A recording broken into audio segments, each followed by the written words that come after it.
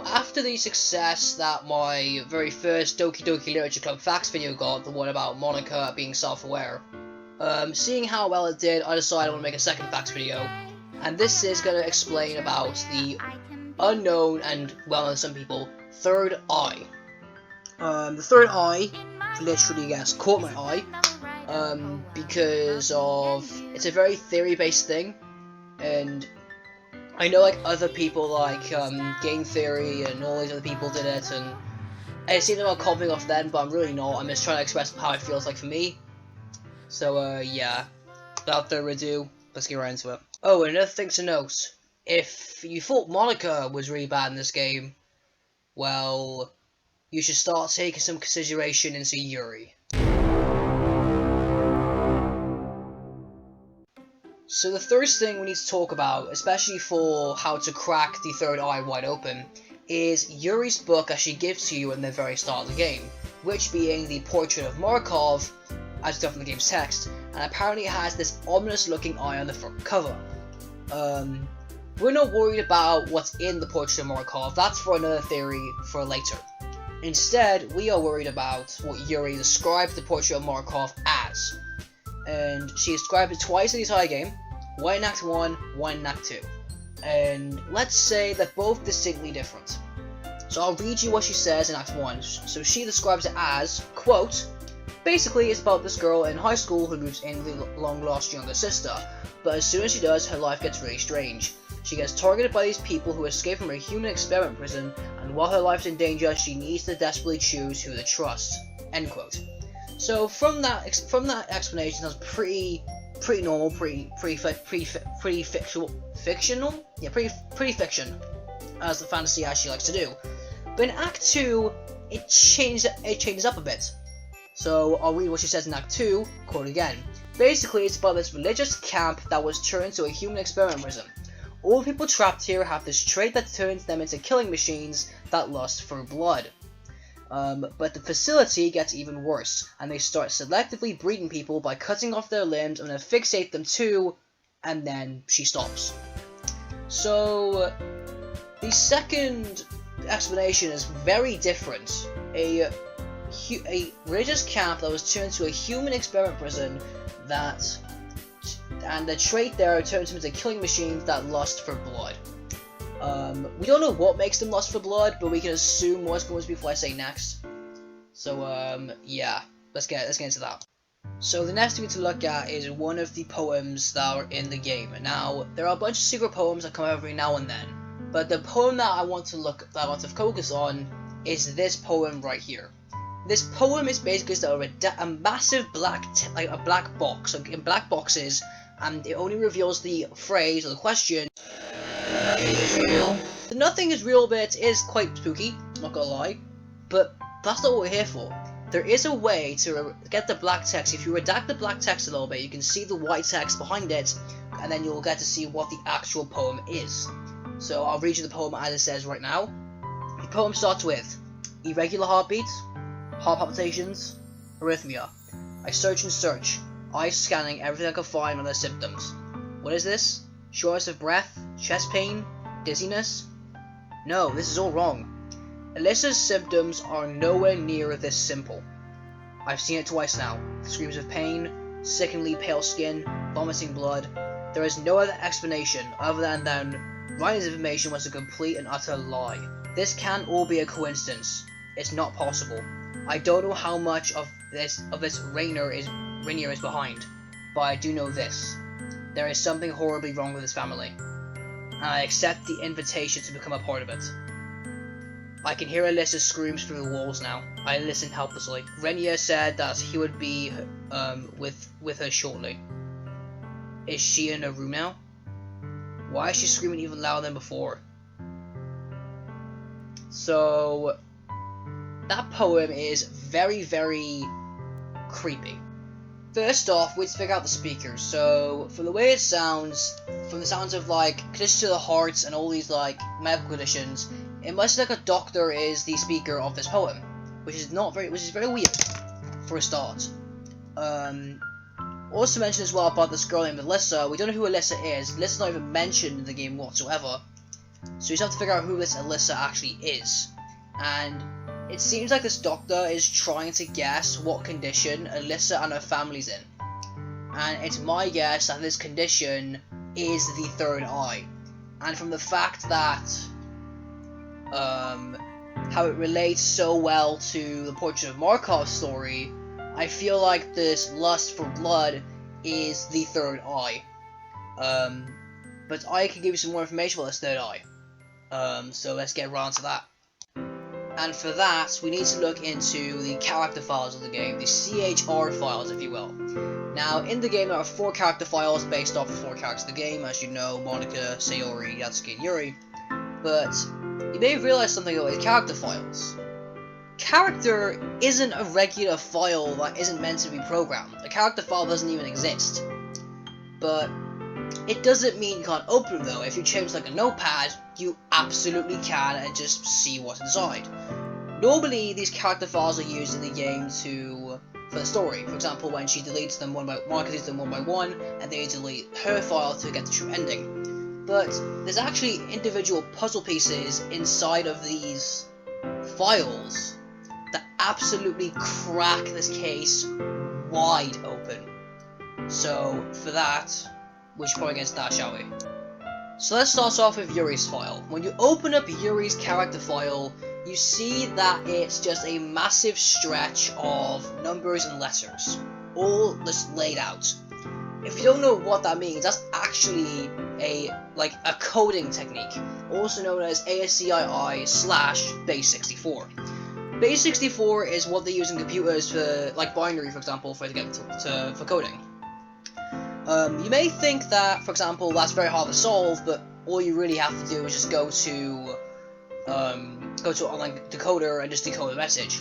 And if you decode that massive long string of letters and numbers, it decodes as a massive long creepypasta that Dan Salvato just said that he wrote 2 years ago, and he just stuck it there as an Easter egg. So it's literally just that. It's an Easter egg or a creepypasta you can read up on if you manage to find this. But realistically, Yuri's file isn't much to worry about. It's these next 3 files we have to put some thought into. So let's do that. The next character file that we have to look at is Natsuki's. When we open Natsuki's file and look at all the text, this gave the hint that it had to be opened up as a PNG picture. And this picture, when you put it into a PNG file, looks very disturbing. But if you look at the picture carefully, if you've experienced with Photoshop or anything that adds pictures, you may know what happens when you invert the colors of an image. You get those signature blues and greys and blacks and whites. So if you invert that image back to normal, it starts to look like a real picture. And funnily enough, a face. We take the image, we turn it on its head, we turn it into a 3D cone, then look at the cone from above, and it turns into this girl with white hair and white out eyes. We have no idea who this person is. We don't know why it exists in the game, we don't know why it's here, but we don't know who exactly it is right now. Maybe it's Alyssa, we have no idea. Let's get to the next character file. So Monika's file came next, and Monika's file is very interesting. Once converted into a PNG file, just like Natsuki's file, you get this image which is basically like an orange ring, it seems like a fire, and in the middle is like this bunch of black and white fuzz. Originally I thought it was some funky ass looking QR code, I don't know why it just looked like that. But then I thought about it more, and I especially focused on Reddit as well, and figured out that it's not just a QR code, it's binary. Where one color, aka black, was represented by the color 0, was represented by 0, and one color, which is white, resembles 1.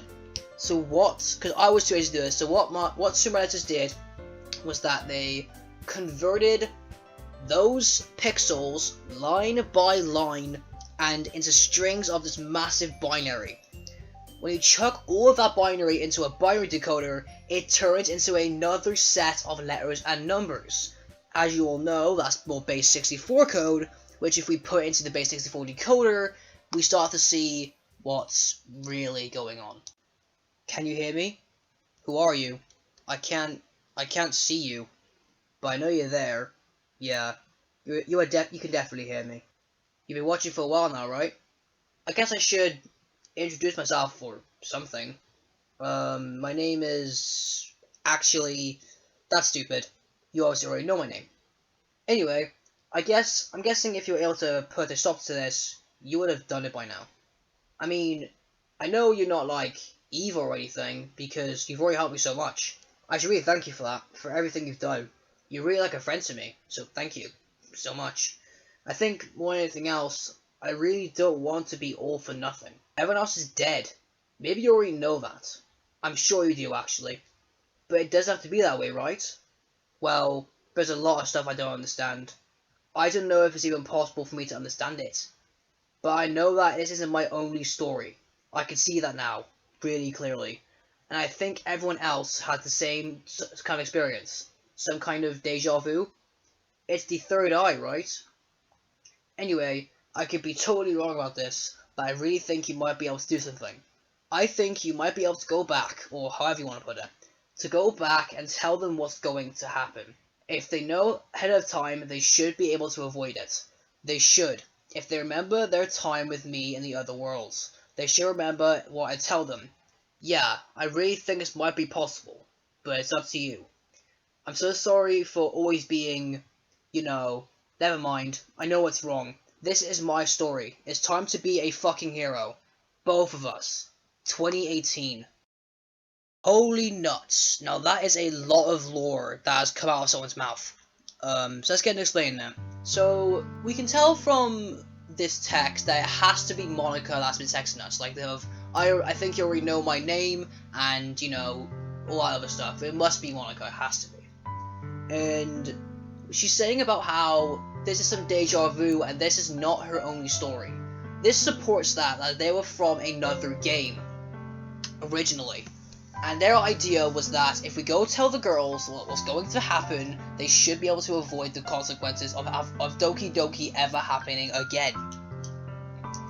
And I think from the very last line, when she goes, "It's time to be a fucking hero, both us 2018, that's hinting of the new game that's coming out. And for this case, Monica isn't the antagonist, she's the hero. But this leads to the point, who will be the antagonist? Well, this is where Yuri isn't how she seems in the games. Let's put it that way. But more about Yuri later, because Monica does talk about the third eye. And ironically enough, she's not the only person who talks about it. Other people do. For in this case, when Natsuki gives you the poem, Natsuki gets a chance to give you 2 random poems during the game. Once the game begins to break and corrupt, she gives you a poem that is in, as again, more letters and numbers, before she does, snaps her neck and charges the screen. This poem is in base 64. When you decode in base 64, the title says, "Open your third eye." And it talks about the joy of somebody stabbing someone to death. Also to note, that when Yuri gives her her poem on about which is basically, it's covered in her blood and her urine, and it's basically like about something, I forgot what it was, but it also mentions about the third eye, because in plain sight at the very bottom it says, "The lust continues to linger through my veins, an ache in my muscles seems from the unreleased tension experienced in my entire body. Her third eye is drawing me closer." That's 3 characters now that have mentioned up this so-called third eye. Ironically, the exact same eye on the portrait of Markov.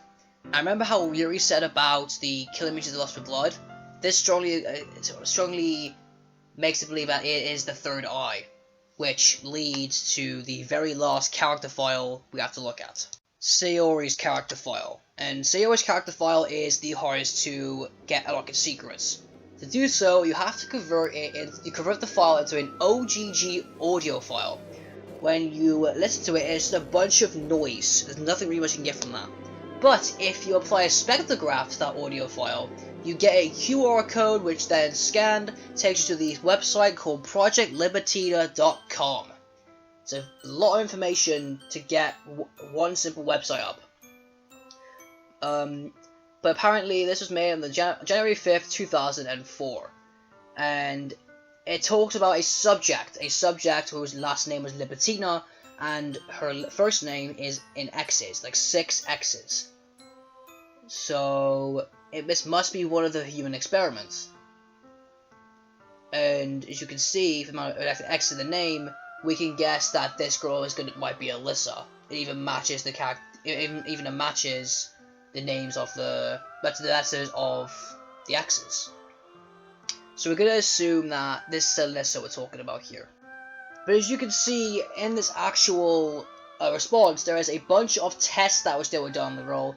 Physical response tests, emotional response tests, sexual response tests, etc, etc.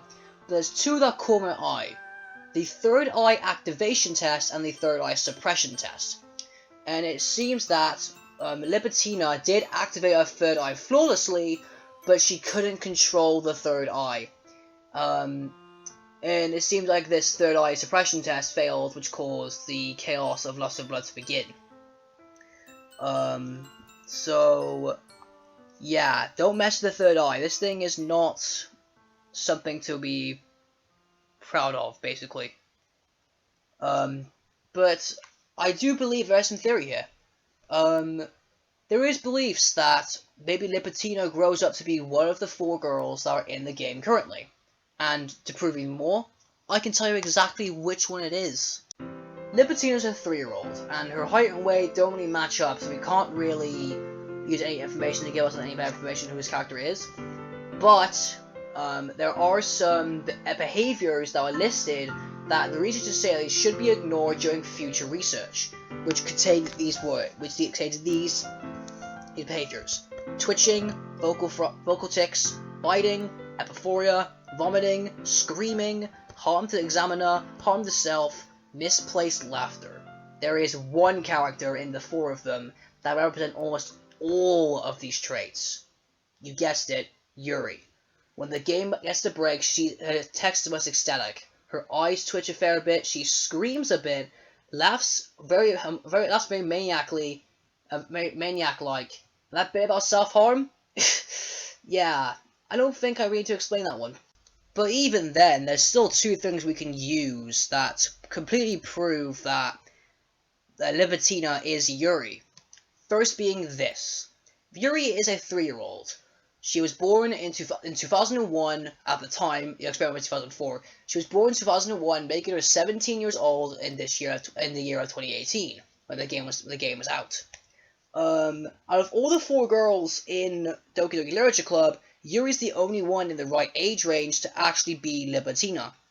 But there's even one more thing we can come up from, and it's not in the game, nor in the coding, nor even in a secret text. It's actually in the Doki Doki Literature Club merchandise store. Yep, they're hiding things even in the merch. That's how exact they are. But you can see in some of the merch pictures, 4 of them are just like pictures taken straight from the game. It's really nice. And there's also a picture of Monica holding you the poem the song she sings at the end of the game. It's cute. I really like it personally. It's really nice pictures having the wall. But these other 5 are very interesting.